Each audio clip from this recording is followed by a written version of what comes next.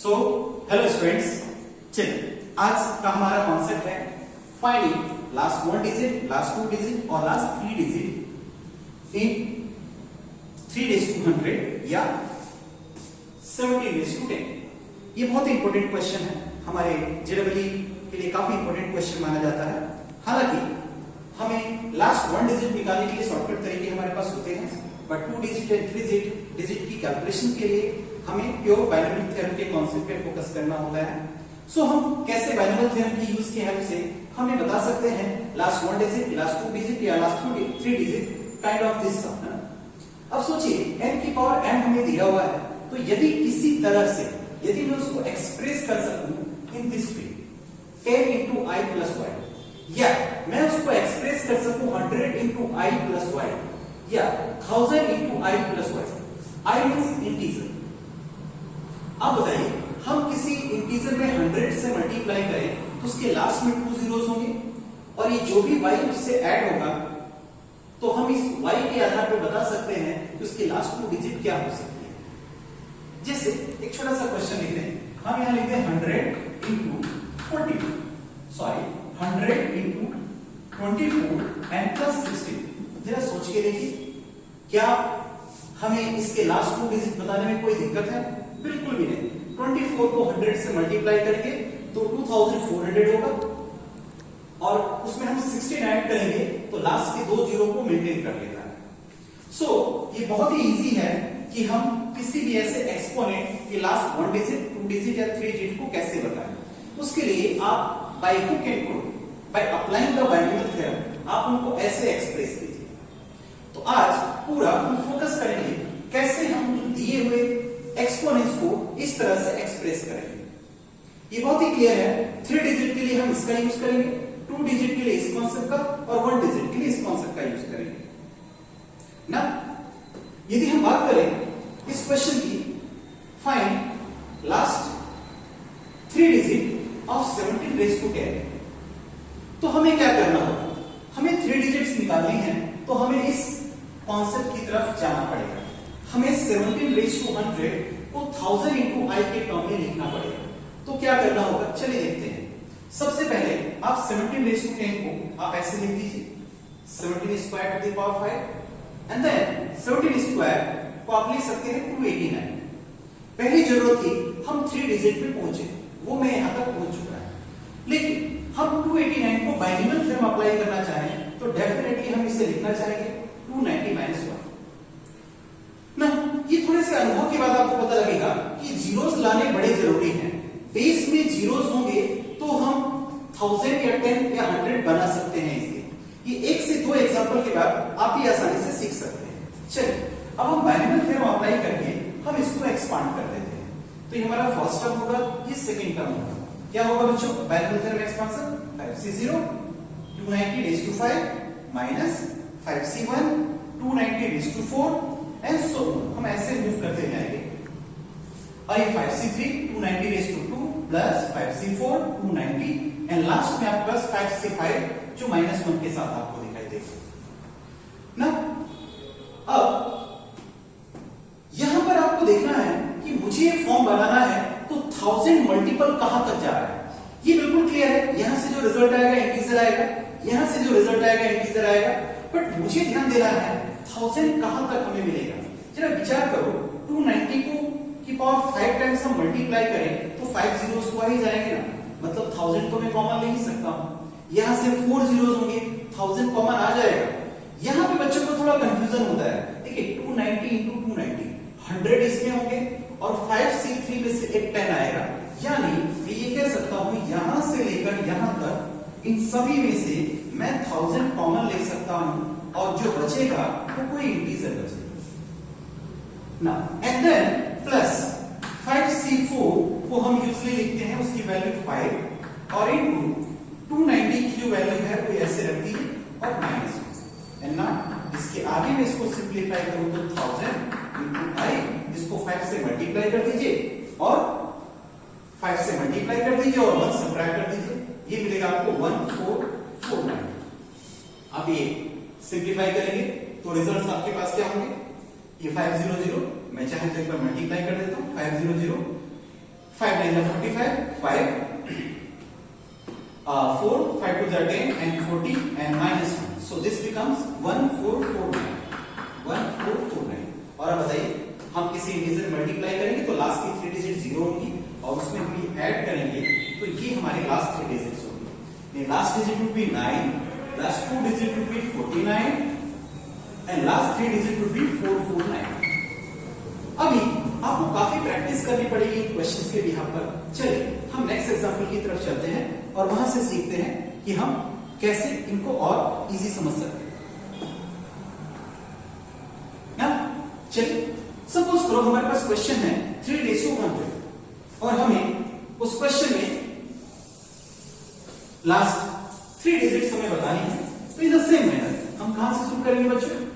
Since 3:100 को हम ऐसा लिख सकते हैं 3 square raised to 3:4 and raised to 25 and 3:4 को हम लिख सकते हैं 81 और 81 raised to 25 और 81 हमने क्यों लिखा? ताकि हम जीरोस में आ सके.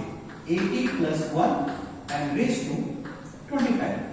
अब इसे बाइनोमियल थ्योरम की तरफ एक्सपांड कर दीजिए and keep in mind हम इस टर्म में उसको एक्सप्रेस करना चाहते हैं.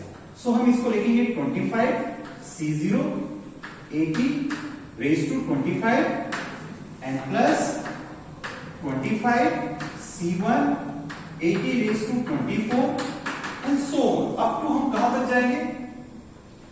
25 C2 80 raised to 2 and then plus 25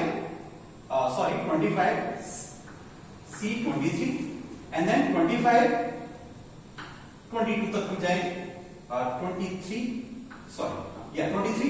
and then 25 और यहां पर C24 80 to the power 1 and plus 25 C25. Now you see 1000 हमें कहां तक मिल सकता है? कहां से कॉमन आ सकता है? यहां तो कोई डाउट नहीं है. 80 की पावर 25 लिखेंगे तो 25 जीरोस होंगे, यहां 24 जीरोस होंगे, यहां 80 की पावर 2 में 2 जीरोस होंगे और ये 25 C2 यहां से ये 10 मल्टीप्लाई करके इसको 1000 कर देगा. यानी ये टर्म्स आप जरा फोकस कीजिए. इन पूरी रिजल्ट्स में हमें 1000 मिल सकता है और into I and plus 25 C4 की वैल्यू 25 और इनटू 80 और ये आपके पास 1. आप इनको सिंपलीफाई करें 1000 into I and plus ये आपके पास 2000 and then plus 1. now इसको ऐड करें तो ये रिजल्ट्स आपके पास होंगे 1000 into I and plus 2001. और सिमिलरली हमसे पूछा गया था last digit. So last digit would be 1, last 2 digit would be 01 and last 3 digit would be 001 in this case. So ये कुछ इजी एग्जांपल्स थे बच्चों on behalf of this theory. कुछ टफेस्ट क्वेश्चन भी हमें फेस करने पड़ सकते हैं. अगले सेक्शन में हम कुछ नए क्वेश्चंस की प्रैक्टिस करते हैं.